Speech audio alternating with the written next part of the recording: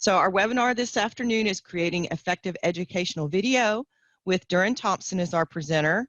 I want to recognize the TCAL staff that are helping today. Myself and Lori Greer as your host and moderator, and Deborah Hargrove as our technical support. So thank you to the team that's helping us this afternoon. Duran Thompson is a long-term colleague of mine. We worked together at the University of Tennessee before I moved to Texas. So we've been working together for about 19 years, and Duran has been a professional developer, an adult education teacher, an instructional designer, as well as all things technology. So I'm going to let her finish her introduction and take us away. Thank you, Duran. No problem. I'm just trying to, make things a little faster. One of the things that Beth knows about me is that I will fill every available amount of time with more information than really fits in that time. So we ran a little over in the first one. We're going to try to do a little bit better on this one. Just so you know, I do speak quickly. If you need to get some vocabulary defined or go back and catch something I said, please put your questions or concerns in the chat, and the lovely Train PD folks will catch that for me and slow me down as needed. I'm not particularly worried about being interrupted, but I will hide the chat while I'm speaking, otherwise it totally distracts me. As the description for this said, this is creating effective educational video, but the focus for this session is on planning, on thinking about who your students are and what video, what format of video, what content is going to best meet their needs. I'm a low-tech tech geek, and I'm really cautious about, or I've become over time, really cautious about using tech because it's cool, and I really want people to be using the technology that works for them. So you'll find during this session that I'll actually recommend at least one paper pencil activity integrated into our high-tech online learning. So as Beth said, we're going to use these lovely yes/no options, and I'm going to start by real simply. Again, if you haven't turned your participant panel on and you're not seeing the yes/no options, you just need to click on participants down at the bottom. If you're on your phone, it'll be participants that looks like this. And I'm going to ask real simple questions just to get a feel for our audience. Click the yes button if you work with ESL non-native speakers. And it doesn't mean you have to teach them. It could just be that that's, your program's primary focus or your primary focus as some other educational support person. On the teacher side, I get little numbers that tell me how many yeses have been checked and how many nos. And so I've got 26 folks who have said yes. They work with non-native speakers. I'm going to clear the answers. And then I'm going to ask how many of you work with literacy or HSE native speakers, what we would typically call adult education. But I think that's exclusive for ESL folks. All right, I have about, the number's going up a little bit. I have about 16 and a few yeses in the chat. So that means that some of you are other, and I welcome you. Hopefully what we'll talk about today will translate to the work that you do. And actually that's a really good point. The focus today is on creating educational video, which in our current circumstances you'll use at a distance, but this is also video that you could use as part of your in-class activities when you get back in class. As it was noted, I did give a flipped learning session yesterday. Video was a component of that. So right quick, how many of you were in one of yesterday's webinars on flipped learning? That's not a question on the slide. I just thought that went up. And both is fine. If you pushed your check mark for I work with both, that's fine with me. All right, so about 50% of the folks in here were in one of the flipped learning webinars yesterday. Great, thank you. Last question on this slide. How many of you are new to online learning, like you started in the last 2 months? All right, I got about, again, half, 25 plus 4 or so in the chat. I'm not surprised by this number because we asked this number yesterday and earlier today, and it's pretty consistent. It's a lot of you, and we really recognize and celebrate your bravery and willingness to try new things. This is great. And I want to let you know that we are also here being lifelong learners and trying new things. I'm going to try one new thing in this presentation that I haven't tried yet. And this morning I tried something, then it didn't work so hot, so we'll do it differently this afternoon. So that kind of flexibility is important. Also, in designing this presentation, I have tried to build in examples of how you might put interactivity in working with students in this kind of live environment. These things are not limited to Zoom. Almost every platform for this kind of interaction has a yes and a no button, has a chat option. So it has the ability to share your screen. So the things that I'm doing in this session are designed to try to give you some examples of how you could incorporate engagement in your session. So other interactions, now I'm going to ask you to use the chat. What is your experience in creating educational video? Pick one of these options, 1, 2, 3, 4, or 5, and put it in the chat just so that we can get a feel for how many ones we have. And then if for some reason you really feel the need to give an other answer, you can just type that in the chat. But I encourage the numbers. It'll make things a little bit easier. Now, I thought I'd see more 2s. There's a whole lot of 1s. That second option says, I've only ever created family videos on my phone or tablet. It's really easy to make a video on a phone. All right, so we're pretty polarized. It's pretty much 1 or 3, 4, 5. And that means the majority of folks have not actually created a lot of video that's formally designed for education. All right, thank you so much for your input. And I'm going to close the chat now so I don't get any further distracted. Presentation exists because my colleague and I had worked with distance learning for quite a while and noticed that when we talked about educational video, a lot of teachers had a tendency to think of video that looked like this, an attempt to replace the teacher at the front of the room. And we didn't think that that necessarily leveraged all of the options that people would have for teaching using video. We thought there were many other options they could create. So we went and experimented, and each of us tried to create video on our own in different ways. And Bill took his brand new scuba camera under the water and created an educational video about the HMS Rhone. Sorry, the RMS Rhone, which is a sunken ship. And I created a video on how to use a document camera in the style of a black and white film. And silent film, because I didn't like my voice at the time. And both of us successfully met our goal, which was to make what we thought was a more interesting video, but it took forever on both our parts, and we made a lot of mistakes that could have been avoided if we had done better planning. So that's really the focus of this session, is to talk about avoiding these 2 things. One, making sure that if you've leveraged a video for as powerful as it can be by planning correctly, and 2, that you've done the technical parts of planning for making a video so that it saves time for you and is more effective for your learners. Again, Beth, I'm waving my hands around here and no one can see them. All right, so now I would like to, type in the chat again. Thinking about the question I asked, what's your experience?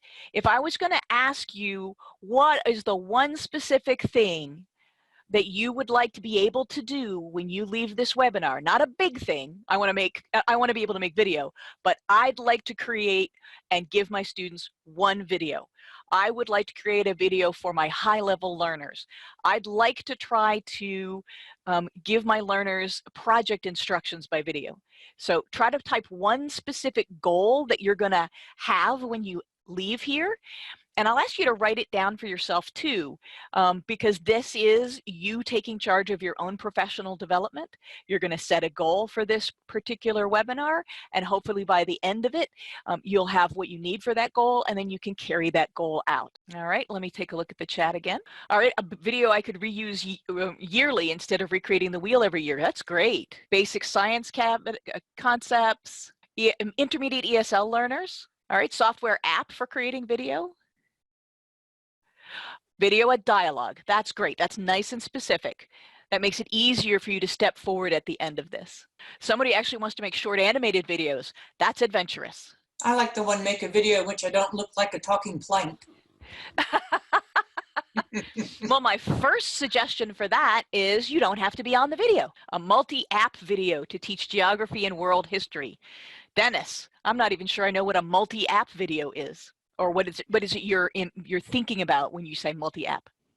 Durin, this is Beth. There was one comment that came through before you turned your chat back on from Joel, who said he got in trouble trying to create some ed video content at the Atlanta airport. So I think there is a time for recording and a time for not recording, perhaps. Yes. Technically, supposedly, if you're in a public space, you essentially have a reporter's right to take photographs and video. But yeah, people are real sensitive about that stuff. All right. So these are great goals. And when the chat is done, sorry, when the session is done, the Tech PD folks will take a look at this, and they'll even use some of this to help guide what they offer in the future, because I have to tell you, I'm not covering all of this in this session. In particular, my guiding questions and ideas for this session are very basic. A lot of people are intimidated by creating video. So if you're already an old hat at video, I may give you some new ideas, but you're going to find that a lot of what I'm talking about is either good reminders or things that you may already be aware of.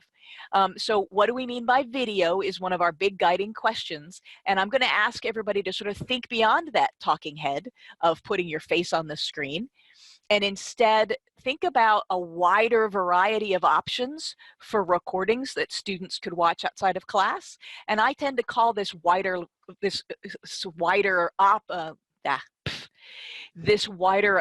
choices recorded instructional media. Or recorded instructional multimedia, but maybe it's just audio, in which case it's just media. So you'll hear me toss around RIM, or you'll see RIM on a number of these slides. That's just because recorded instructional media is long, and I'm trying to abbreviate. But I'm also trying to change our mindset from video to a lot of different options.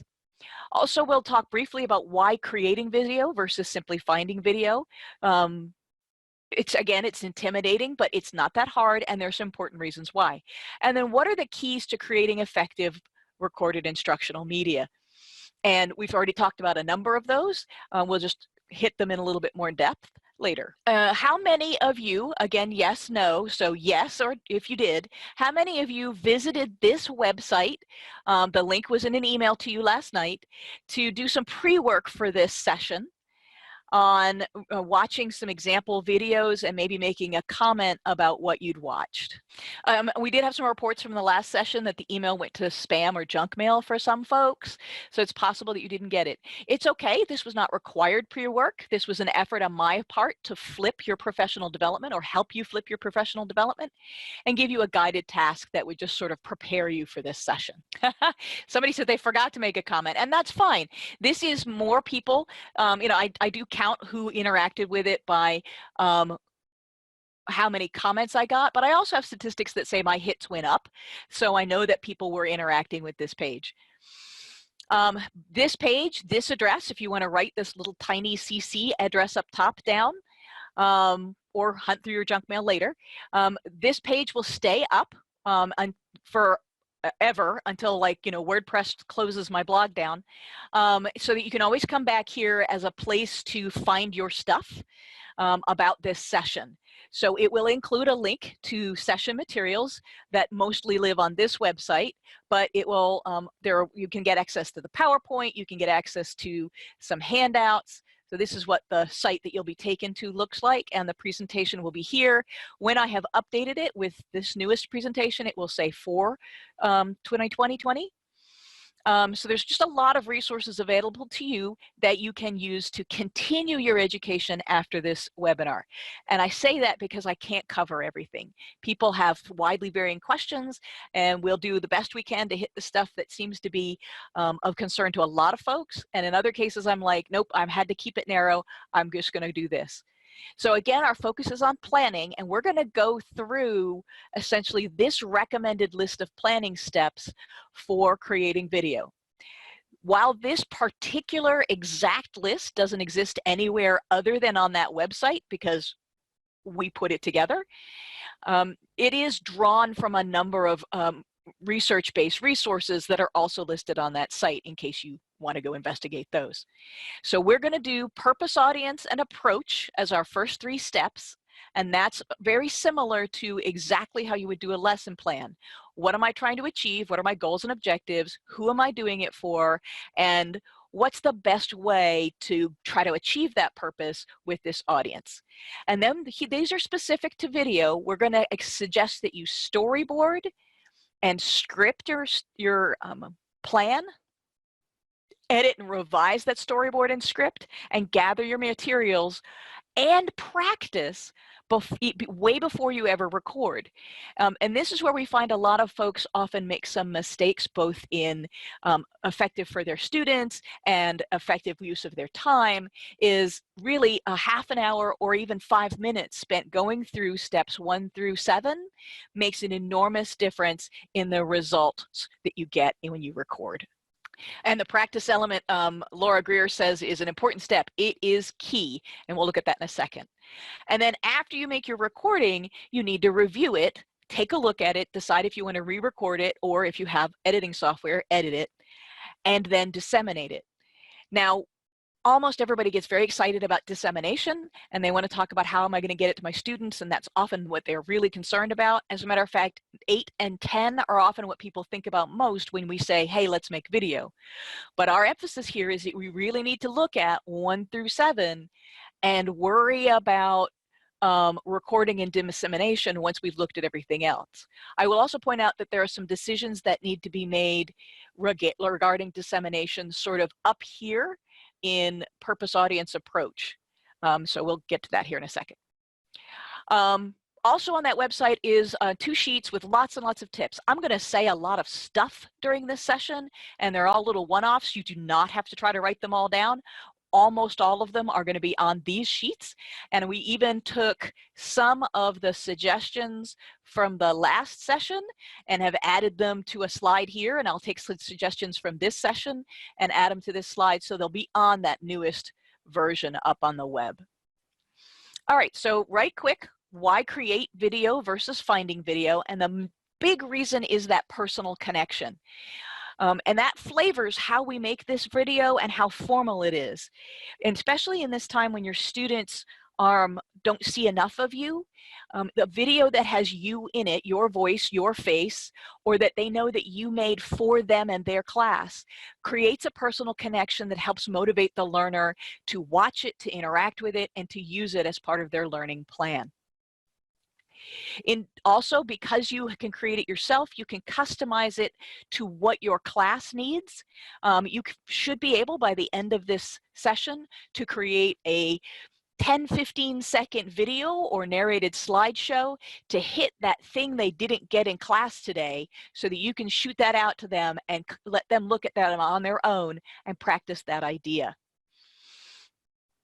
I find that when I'm looking for video on YouTube, I often spend hours looking for exactly what I want, because the people in it aren't going to jive with my students, they aren't diverse enough, they look too polished, or it's covering content I don't like, or it's covering the content in a way I don't want. What I'm most successful at is when I would go to YouTube and I would like to see a volcano erupting. By gosh, I can find those. But when I'm looking at objectives, I often get very frustrated. Local context is another thing I often don't find in my YouTube videos or other video sources, which is the ability to go to a local place and actually video that place. So our common example is going to register to vote, showing you what the office looks like, showing you what the form looks like, or finding out how to do some of those daily community activities, especially for ESL, that are so useful. For our HSE learners, it may be really helpful to go to an actual workplace and video the skills they're learning in context. Now, in this environment, that's not something we can do, but we have found that a number of folks have empty buildings or empty workplaces that eliminate that problem that Joel talked about in the airport. and they're willing to go and create small handheld camera videos for you, touring their workplace or answering questions for your class. So that's another cool way. You wouldn't be creating the video, they would, but it's another cool way to incorporate created videos that are customized for your students. And again, we've mentioned several times that they may be faster than trying to find them. As long as you don't get too bogged down in being fancy or polished, speed is actually a factor in why create a video. How do you use videos? We'll talk more about that later. We talked a bit about flipped online learning. If you're not familiar with flipped online learning, I thought I would just run a definition by you real quick, because it basically suggests that you use the outside of class space. So before class, you ask them to do the more passive, low-risk activities like activating their prior knowledge or seeing the new stuff go by their eyes at least once, a demonstration or a review. Your lecture content might be put in a video format. And then in class, you can base your instruction on that. This works online just as well. You can assign a video outside and then talk about that video or build on what was in there within a class. Some of the ideas from yesterday included pre-teaching vocabulary, again, using it for set, and I'm already talking about a slide that's way ahead of us. All right, so does anybody have any questions about why you would create video versus finding video? We don't have any questions. We'll give them just a minute. We do have a couple of comments that came through while you were doing that section. Joel says, I suspect many of us assume we know about 1 through 3 and that 4 through 6 is something we can do easily. I suspect we're also wrong. And then Michelle says, so true, it can be so much more relevant, meaningful if we can add local context that wouldn't be in a random YouTube video. And Carol says that this idea of creating it makes it much more interesting for the students. One of the concerns that people have with students watching video outside of the shared learning space is that they won't watch them. And so that created video helps to overcome that by making them, as Carol said, more relevant and more interesting. Okie dokie, if you have joined us late, just a real quick note that they would like to make sure that your name is represented correctly in the participant list. If you haven't seen the participant list, you should click on this icon at the bottom of your screen, or if you're on a phone, it'll be this icon. And if you hover over your name, you should have the option to rename yourself and type your full name in so you can get credit. Also, we recommend that you turn the chat pod on. That's what Beth was reading from. In your phone, you'll have to click more so that you can chat. And that's just a quick, before we go on, make sure everybody's on the same page. Okie dokie. So what I'd like us to do as a group online is make a video. Okay, I'm kidding. We're not going to do that. We actually tried it in the last class and it was okay, but a lot of folks were not comfortable with that leap. So what I'd like you to do is use this link. Beth's going to toss it in the chat for us. Use this link here at the bottom, and we're going to create a word cloud about how that statement, let's make a video, made you feel. Yep, there's the link. And I should be able to share the results with you live. We're going to see how that works.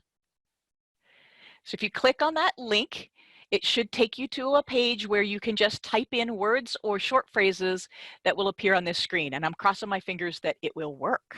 All right, so this is a tool called Poll Everywhere. It's designed for live sessions so that you can do exactly what I'm doing here. Let students take a poll or react to something and see the results immediately. It is a tool that's going to be on that last slide so that everybody can see it. And get to it if they would like to try to use it. The cool thing about Poll Everywhere is if your student cannot join via video, or it does have a texting option, so they can text the answers to you. I love I had never seen emojis in a word cloud before. That's great. And I love that the excited is the biggest word. That means excited is being typed in a lot. And nervous is up there, ready is up there, and this is great. So what I can also do is this will be essentially kept and recorded for 24 hours.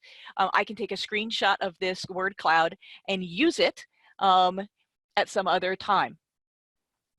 Just so you know, Poll Everywhere does not require you to log in to create a poll, but it does dump it after 24 hours if you don't log in. It doesn't save it for very long. And so it's a one-off thing that you can do really quickly once you're comfortable with the tool. It probably took me about 30 minutes to get comfortable with the tool in order to do this poll today. So that's my new thing I tried, and it worked out pretty cool. Yay! All right, I'll stop sharing there, and we will come back to the chat. Sorry, the PowerPoint. All right, evidently when I'm using it without logging in, there's only so many answers that it will take. I'm very, very sorry for those folks who were unable to type into it or unable to type more than one word in it. That's a good to know thing. All right, so yes. One of our hope is that we're going to go through these planning steps and we would feel better, but recognize that these anxious, nervous, overwhelmed, all of that kind of stuff is because of this picture and this image we have of what creating a video is like. What I would like to do, I'm going to jump ahead because I think that's going to be really effective, is share with you a video I created in 5 seconds. So in Zoom, if you're going to share a video that has audio, there's a little tiny checkbox in the share screen that you have to check so that people can hear. All righty. Here's my example. All right, I'm going to turn the volume up on that just a hair. All right. My name is Durin Thompson, and I live in Knoxville, Tennessee. All right, that's it. That's the video, and it was a few seconds long, and we're going to talk about its purpose and audience and why we created that particular video. Durin, the audio was really low on that. Actually, that's a great example. I created that on my phone, and the audio was not particularly good, and I needed to know that so that next time I try to create a video on my phone, I will use a different microphone or turn my microphone up. So that's a wonderful non-example that I have accidentally created. Thanks, Beth. So this particular video was created to form a personal connection, to be a very short intro video that would not take my students any time to watch. It was to help me manage their expectations. I'm going to start using video in my classes more. I want them to get used to using it. I want to find out who has tech issues. So it's a way of sort of surveying who's going to have trouble watching video and helping them solve that. And because this was an ESL class, that's my audience, it's an opportunity to practice. I'm sorry, I realized I'm looking at a slide and you're not, so I'm trying to get that back up. It's an opportunity to practice a common introduction that that you would use in English. So when I was thinking about how to make this video, I said, well, I need sound. I need tone and local accents. That's something very important for ESL. I want them to see my facial expressions and my lip position, and I want them to see some body language that would be typical for this introduction. So for this video, a talking head is extremely appropriate. I made a storyboard. This literally was how I drew it out on sticky notes. Notice the hand raised, hello. My name is, hand on my chest, and I am from, and I held up my little tiny drawing. I know that this seems like, why would I have to write this out? But when you're actually making the video, remembering what you're going to do with your hands is important. And so when we talk about practicing those gestures is just as important. I wrote a script. Hello, my name is Durin Thompson, and I am from, well, gosh, a lot of things could go here, so I needed to make sure I knew exactly what I was going to say. Knoxville, Tennessee. Some other people could say Texas. Some other people could say the part of town they're in, but you need to be prepared with what you're going to actually say. All right, so I'm going to have everybody quietly, such that none of us can hear. Go ahead and practice this with me. If you were going to make this video, what would you plug in under my name is and I am from if you were talking to your learners? What kind of pacing would you use? And the other thing is, as was mentioned earlier, how can you make it sound friendly and comfortable and not like you're kind of stiff and a bored? So, hello, my name is Duran Thompson, and I am from Knoxville, Tennessee. Great. Now, everybody start with me. Ready? Hello, my name is, hand on chest, and I am from, hold up a sticky note, Knoxville, Tennessee. All right, I actually recommend you practice that 2 or 3 times, just right quick, so you feel comfortable with it, and then go ahead and record. So last session, this is what we did, and because of this, I was given permission to share one of somebody else's video. We'll take a look at that in a minute. These are not directions for you. I was just letting you know that this is what we did last session. Oh, Liz, that's absolutely correct. Once the recording starts, it's like all the practice goes out the window. Storyboarding is very important. The good news about this kind of recording, however, is that it's short and it's informal. And so if you don't like it, just delete and do it again, because it doesn't take that much time to do the actual recording. This is part of that. Be efficient with the amount of time that you have, focused on what the purpose and what you want to do with your video, and then it doesn't take a lot of your time to put it together. I showed you my example. All right, this one was recorded with Zoom. So this tool that we're currently using for the webinar can be your tool for recording. This is essentially your hardware, whatever your computer camera, your phone, tablet, laptop, desktop machine is, that's the camera and microphone that you're using. And I recorded, oh, that's right, I didn't use my phone. I didn't have my headset on, that's why my microphone was so poor. I was using the microphone that was in my webcam, which was evidently pretty lame. Okay, so to record, when you're the host of a meeting, you would just push this record button right here, and it'll just start recording you inside the Zoom room, and you can continue, you can show a PowerPoint or slide share, and it's just going to record everything that goes on in the Zoom room. If you have a basic account, all video that you record will not be saved until you close the meeting. So if you're doing this by yourself, remember to close the meeting, at which point it will save it. It will then tell you where it put it, which is often a somewhat random place. So be patient and wait, and then you'll know where it put your little video. Rename it, and then it's a video file. It's an MP4 file that you can then share with anybody, any other way you would share a document or a file. There are some things that you can do with it specifically for video, because it's video, but really it's just a file, and if it's small enough, you can just email it to people. All right, so I'll do another share, and I'll show you the example from last session, thanks to Lee Petty for permission. And so she did this one with her phone all by herself. All right, this one should be louder, we hope. Yes, because I previewed this one and I know it is. Hi, my name is Lee, and I'm from Texas, y'all. Bye. So 8 seconds. That was an 8-second video. Any comments about Lee's example versus my example, other than that the sound was really low in mine? Relevant dialect. Relevant dialect. Yes, I'm not Texan. So one of the things that I saw run by when you guys were talking about your goals was that you wanted a highly produced video, or you wanted something that looked really nice. These videos are both perfectly accessible and of an appropriate formality for you to be using with your students. Especially if you don't have any plans to put this up publicly for the rest of the world, this is all you need to do. And sometimes telling yourself it can be informal helps to reduce that anxiety or stress. And yes, Lee has had practice doing video, and she's not intimidated by it. And I can only tell you that practice and doing it a lot will help. Okay, so one of the ways to practice, I'm gonna have to shut the chat down. Oh, yeah, or no, I'm gonna go to questions. Okay. So when I do this live with other folks, I often ask for reflections, and at least 50% of everybody says, even with this short video that we practiced and scripted and storyboarded, they had to record it twice.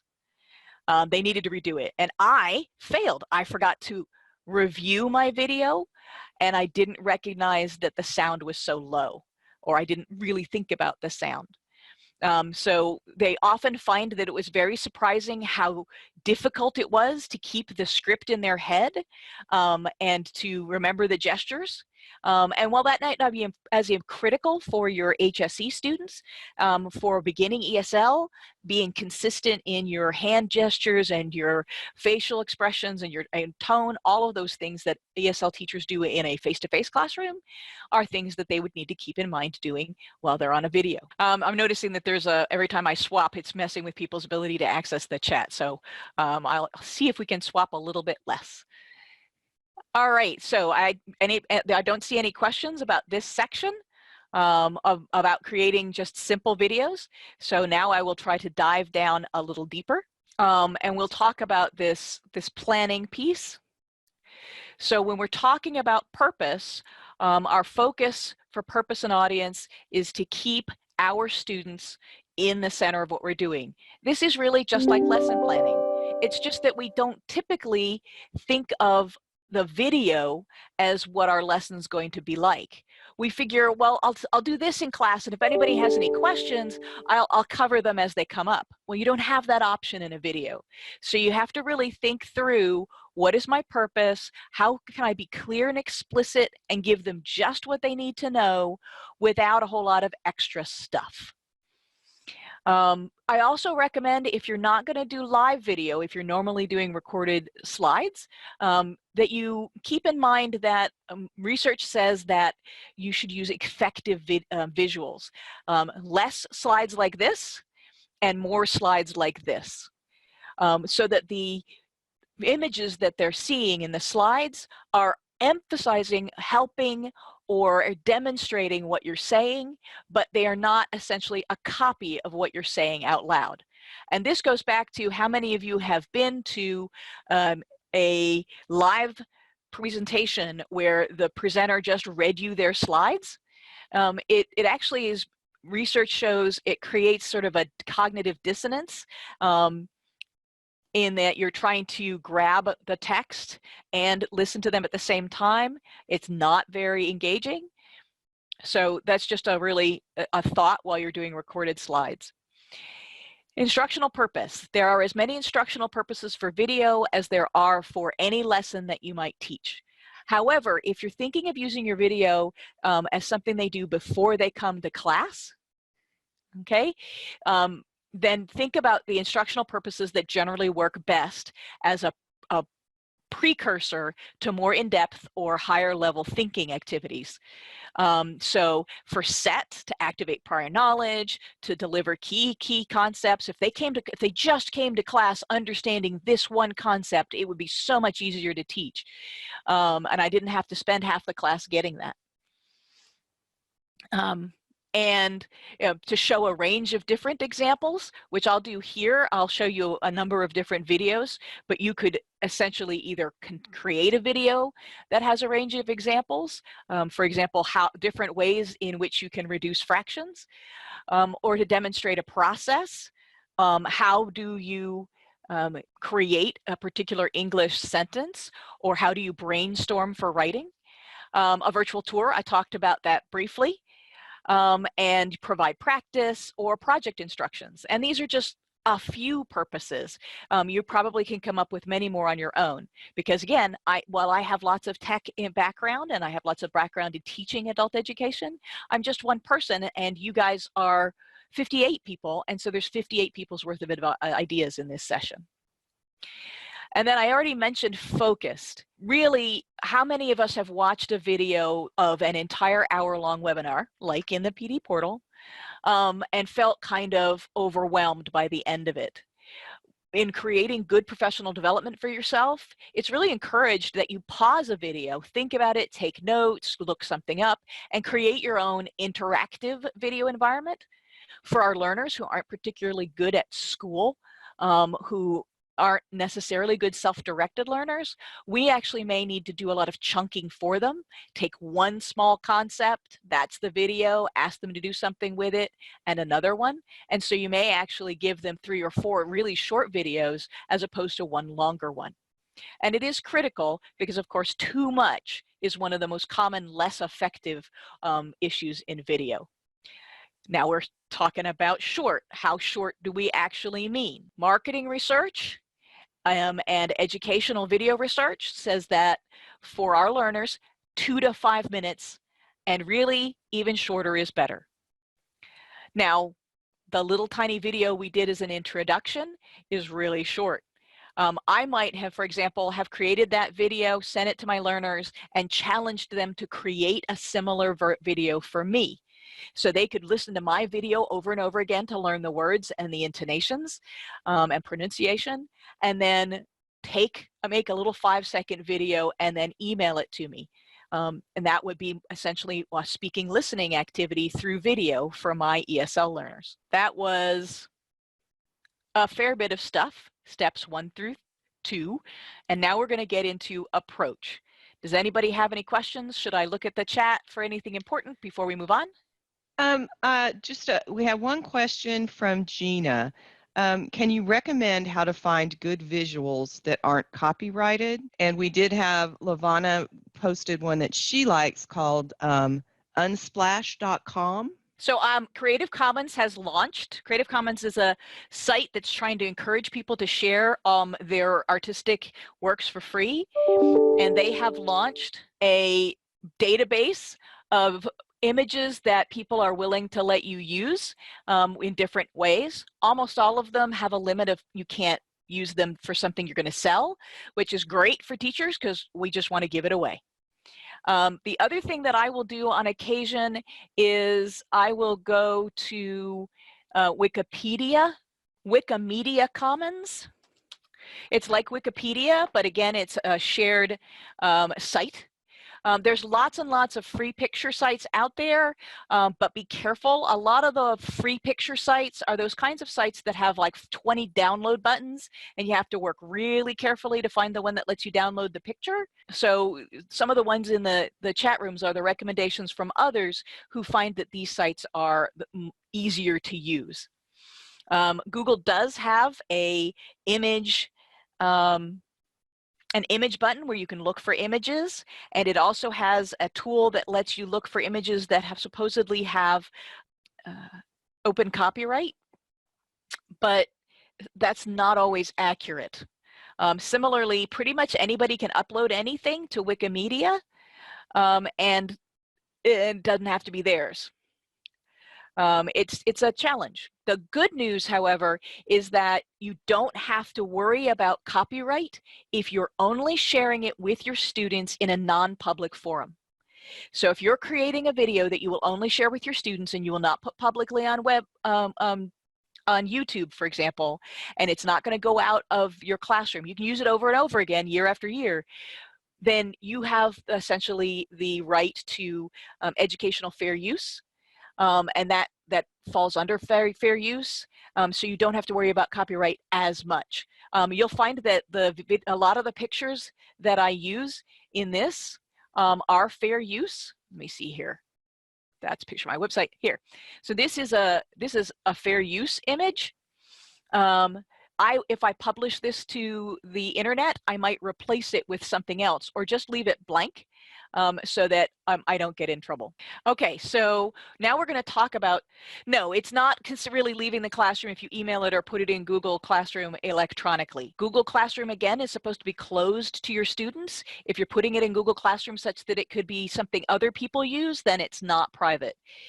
Technically, if you email it to your students, it's kind of like giving them a printed handout, but that's definitely a fuzzier, grayer area.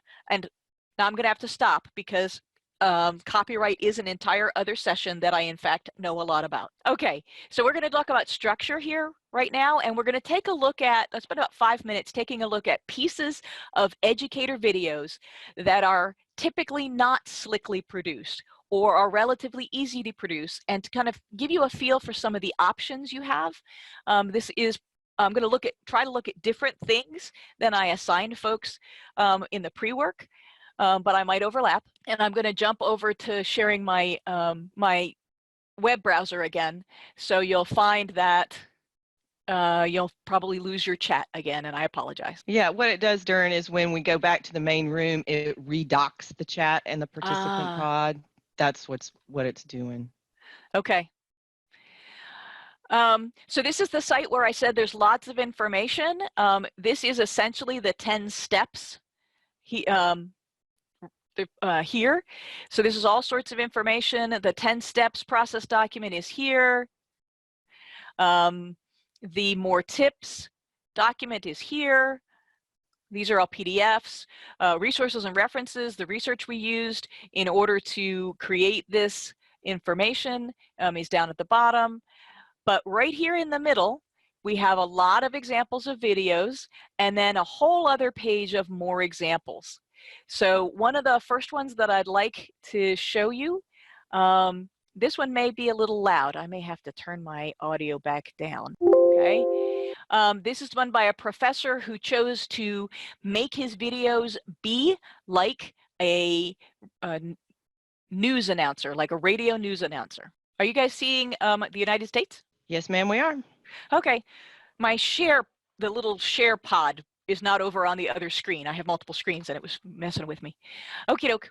So you should be able to hear this. Welcome back to 1190 KNOW, when you need to know. Today's program is part of our series, Believin' in Regions, an exploration of our world. Today we are focused on the Pacific Northwest region of the United States. This region stretches from the ocean in the west all the way until, well, wherever you want to draw the line in the east. Remember, a region is an idea, not a fact. It's all about what you want to use this idea to do. And today, we're using the idea of the Pacific Northwest to talk about rain, rivers, sediment, salmon, power generation politics, and dams and demolitions. So I guess you could say the key feature of our conceptualization for regionalization is precipitation.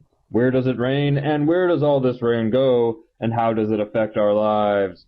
That's what this program is all about today, folks. And remember, you can call in with your questions at any time, so feel free to call 1-800-KNOW-NOW. That's 1-800-KNOW-NOW, and you will get to know the answer to your question right now. Okay, moving on.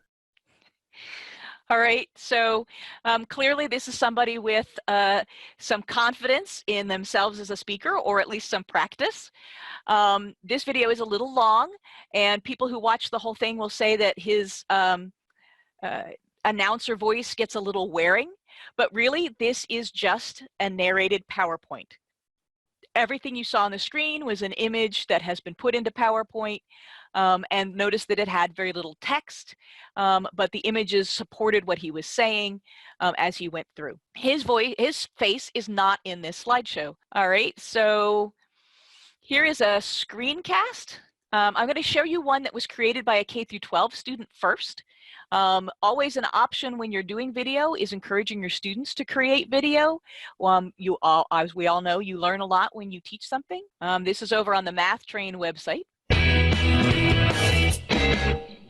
Hi, I'm Philip, and today we're going to figure out how to divide fractions. So, our problem today is 6 divided by 1/2, which is also how many halves are in 6. So what you do is you say 6 and 1/2 is equal to 6 times 2 over 1. So what I just did is I flipped 1/2 to 2 over 1, and then you multiply and you get 6 times 2 over 1 equals 12 over 1, which is equal to 12, and 12 is your answer. So that's it. And so this is essentially a whiteboard program that he is using, but you could also do something very similar to this in Google Slides or PowerPoint. He's also changed his cursor to be very large and yellow, and that's an option that you have in a tool like this whiteboard program. And he added a little bit of music to it. I also particularly liked the closed captioning that showed up in here. That's something to be considered, especially if you're working with ESL learners. A more classic narrated screencast is this, where somebody is showing you how you use Google Document. Hey, Mr. BG here with a tutorial on how to add a text document to a Blogger blog.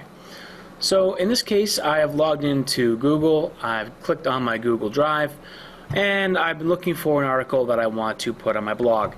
I found a text document, I found a story here about cell phone use, and so I've pulled it up on Google Drive, and I'm going to copy the text of my story, just holding down the button, highlighting the text, hitting Control C. I've now copied it. I'm going to go into Google. I'm going to hit More. I'm going to go into Blogger. Blogger is going to load. I'm going to click on the name of my blog. I'm going to click on orange New Post button. Now the white Blogger text area shows up. I'm going to hit Control V. That will paste my text into the box. And now I can go back and highlight the title, Control C, copy it, Control V, paste it. I'm going to label this. So this is essentially, if you see tools that talk about screencasting like Jing or Screencast-O-Matic, and yes, those tools will be available to you, that information on those tools will be available to you after this session. These are very common, and this is what they look like. They look like your screen. You can do this exact kind of recording with a tool like Zoom once you have shared your screen with the essentially Zoom room.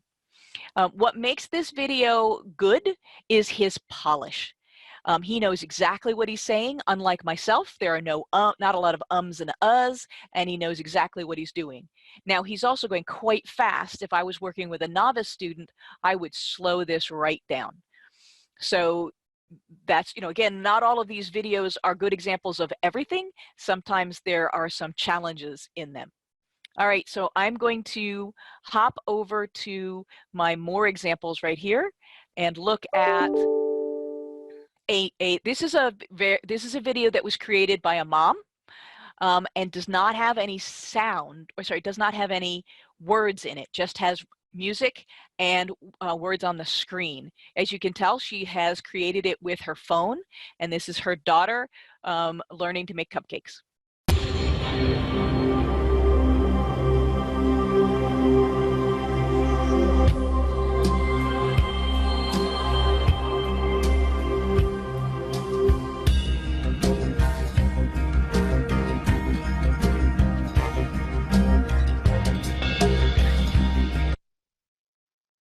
All right, I'm just going to skip ahead.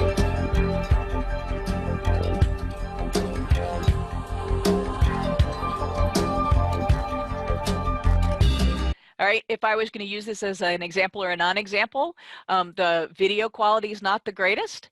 I find the music to be very portentous for this very lighthearted activity, and it's filmed in real time, and so our child is pretty slow, which makes this video a little on the heavy going side. She did, however, use a video editing tool in order to have the text come across the screen. Those tools there's a zillion of them out there on the web. They'd love to help you. One of the easiest ways to get a hold of them is YouTube and maybe Facebook, or even Instagram, who all want to help you put stuff on your videos. I even have a tool on my iPhone that, if I investigated it a little further, would allow me to put captions on my pictures and text on the screen during my videos. So these options are all out there, but this might be literally a little bit more advanced than you need to be with your videos. So here's another, technically a screencast example. This is an edited PowerPoint, but what they are doing is interacting with the slides. Oh, I forget this one has a... Birds, birds, and more birds. Dealing with singular and plural possessive apostrophes. We're going to talk about the differences between this apostrophe S, this S apostrophe, and this one that has absolutely no apostrophe. So hang on, we're going to figure it all out. Before we do that, though, I want to talk about apostrophes in general. You've seen apostrophes before where they were used in a contraction to shorten a word. So wasn't was really a longer version or a shorter version of was not.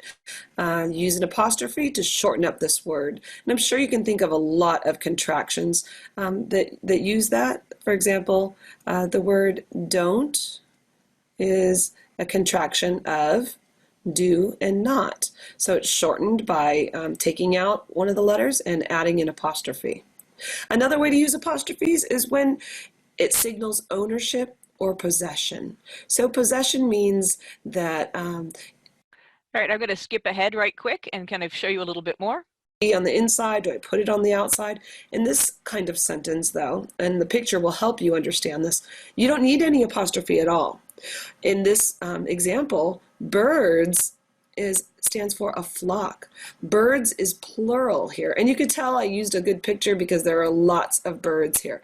The other thing that's different is in this sentence, or piece of a sentence, nest is actually a verb. It's different than like a bird sitting in a... All right, so again, this is a screencast because what she has is PowerPoint open and different slides already made, and then she's just talking through her slides as she underlines or circles key concepts. The only critique I would give here, her sound is lovely, but is that the color and the thickness of the line she has chosen to use is a poor contrast. It's not standing out in my mind very well. Full motion video examples. Okay, so this one is a college level instructor who is giving project directions to her students, and she's chosen to use a low-tech way to put words on her screen. I'm sure you've seen this a number of times. I'll skip ahead a little at the front and you can see what she's doing. Well, are exactly the same. You just get to pick which 2 chapters you want to do the recordings for. So, welcome to your mediated speech assignment instructions. For your mediated speech, you are going to record a video of yourself, much like I am right now, pretty informal, nothing too structured, just a little bit more laissez-faire style, if you will, in your recording. And you are going to record your speech in 60 to 180 seconds. So that's 1 to 3 minutes. So a 1 to 3 minute video is what you're going to create. And with that video, you are going to pick any term. So one key term or concept from the chapter, whatever chapter you're doing. And you're going to take that term and you're going to do a few things with it.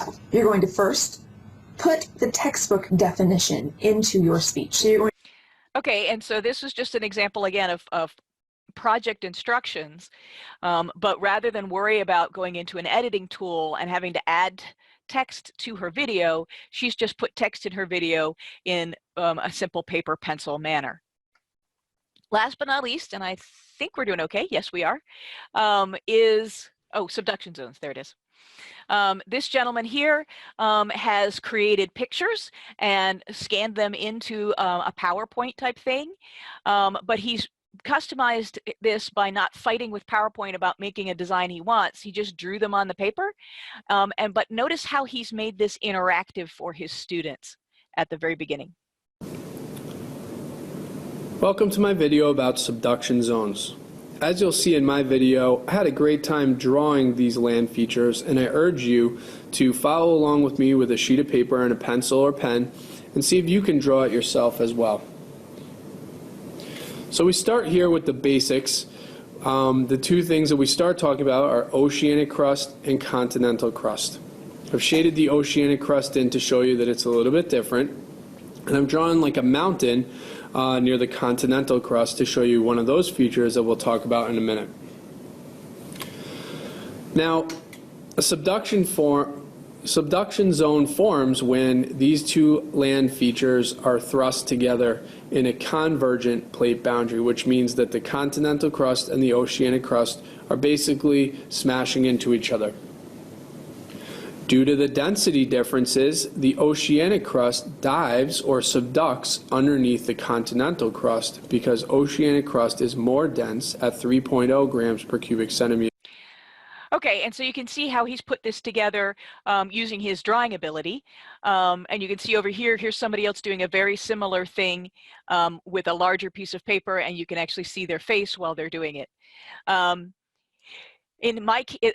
really like the way he structured this video. It's only 36 minutes long, but Mr. Fox is probably not the most exciting speaker I've ever encountered. Unfortunately, he's probably exactly like that in the classroom, so that's a bigger challenge for him to overcome and not really a problem with his videos. His sound is perfect, and of course, all his visuals are great.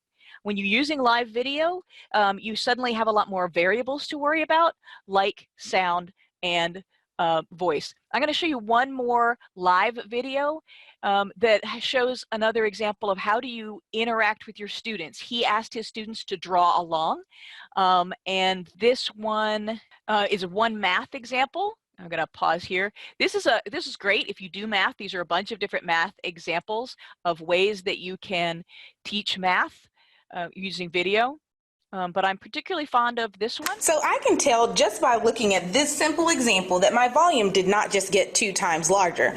But if I break it apart, it looks like my volume actually got 8 times larger. It's 8 times larger than my original figure. A new volume of 30 inches cubed. Okay. If those examples went smooth for you, I want you to go ahead and move on to example number 3. If not, make sure that you take some responsibility, rewind if you need to, watch those parts again. We're going to go ahead, pause the video now while you work example number 3. All right, so I'm going to stop sharing these examples and let us talk about them just a little bit. So get ready to find your chat as I swap out to come back to the PowerPoint. Yes? Darren, this is Beth. We do have a couple of questions, so can we take those now? Yep. Actually, I'm going to bet that some of the answers are right here from last session. Go ahead. Well, one of the questions was about the I had 2 people, Deborah and Judy, both ask about the whiteboard app. So one of the things that I felt like was beyond the scope of this is that there are dozens, if not hundreds, of wonderful apps for both tablets and phones that can help you create video, and they can do it very creatively. So one example of a video whiteboard, and I'm just pulling these straight out of Google. I typed video whiteboard into Google, and here's one. And here is a collection of them that somebody has put together on a page of recommendations and reviews for iPad. So if you're interested in trying to use a video whiteboard as a tool, that would be one of your next steps, is to research video whiteboards, find out which ones you like best, which ones work best with the equipment that you have, and go from there. I actually recommend, these are some of the things that came up in the previous session. I recommend any headset that has a microphone and costs between $15 and $25 will probably do you just fine. That's exactly what I have on my head for this session. The really cheap ones break a little bit faster and often have poor microphone sound quality. It'll pick up too much or it'll be too soft.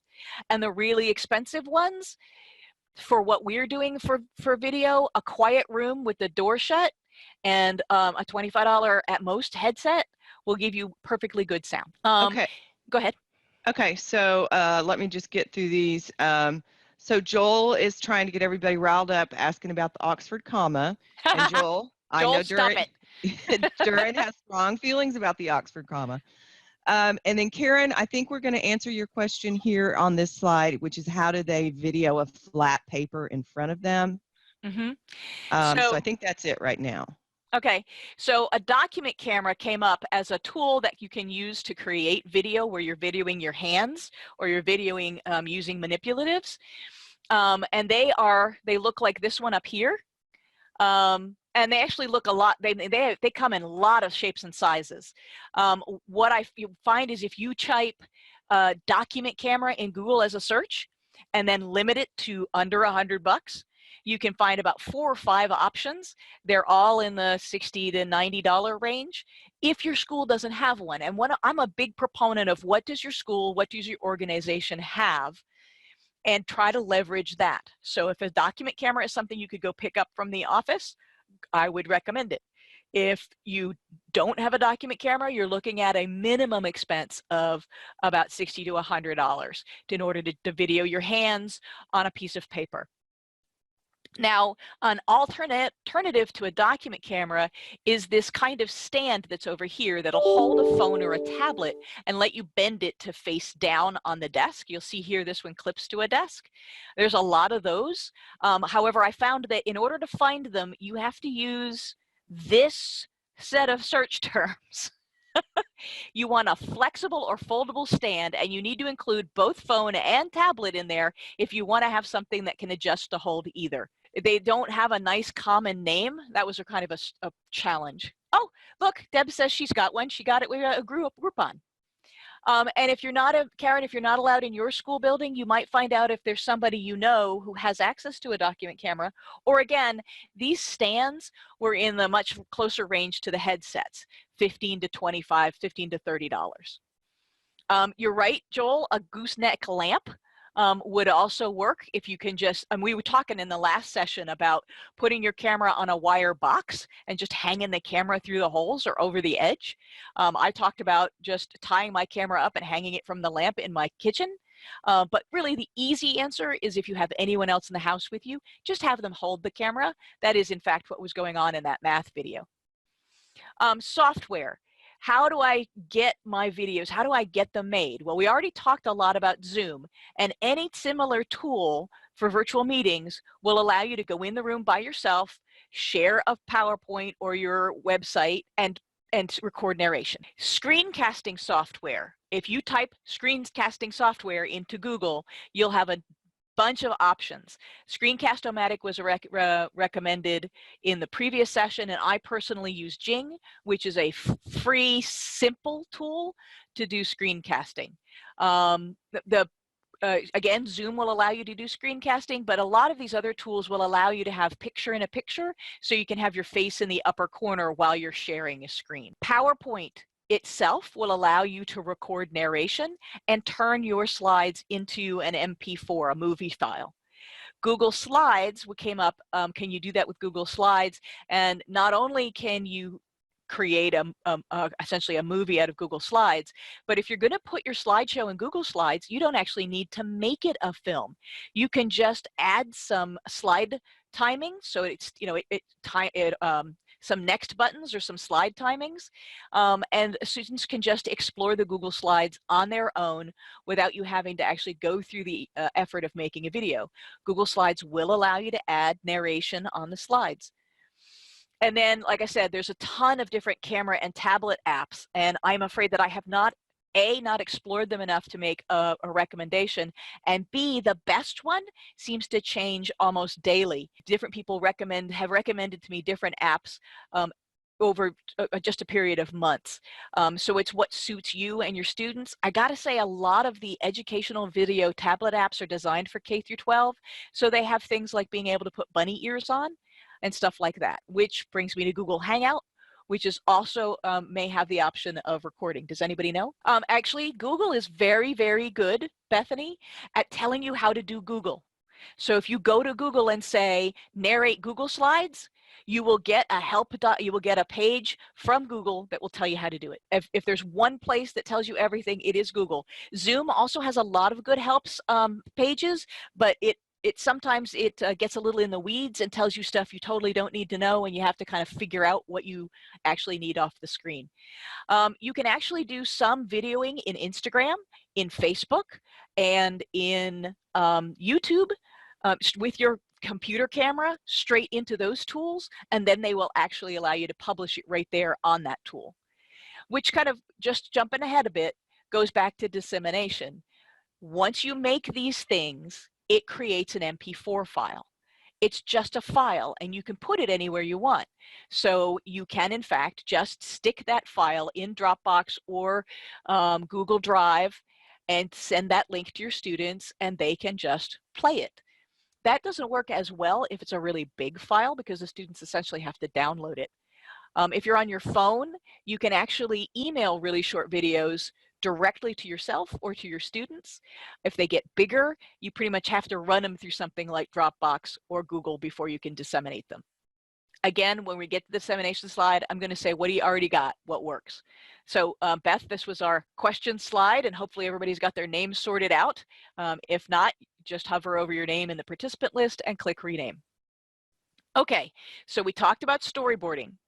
On the website is this document here. It's just a sample storyboard, but let me tell you, if you write storyboard example and click the image button, or even storyboard worksheet, there's a zillion out there. You can download whatever you like. I personally storyboard with sticky notes. They're my favorite. Once you storyboard, don't forget to talk it out loud, talk through it. When you storyboard, you really need to be careful and not just sort of be general, but be very specific. I'm going to use this shot and I'm going to do this motion.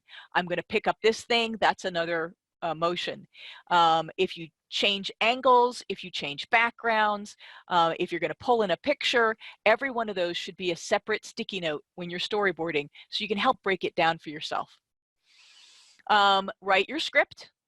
And I will tell you that when you're videoing, you do not have to be exact, except perhaps for beginning ESL. But you want that script to help you practice so that when you lose your place while you're videoing, it's easier for you to wing it and fill in what needs to go there. It's not very different from live presenting. We already went over all my copyright stuff. I can skip this slide. We talked about practice. Yes, you want to practice, but it's okay to let yourself shine through. If you make a mistake on camera, not a big deal. Once you've done all of those other things, step 8 out of 10 is to record. And if what you're recording is in any way complex, I recommend you record 2 copies.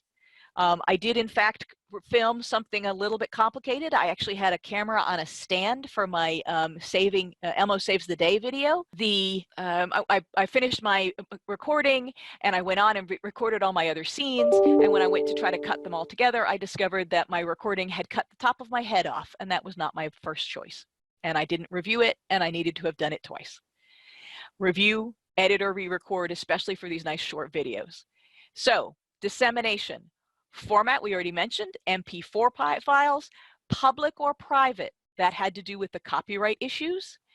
And, you know, when we're talking about copyright, don't forget your rights. When you put a video up, if you make it public, you need to say what people are allowed to do with your video.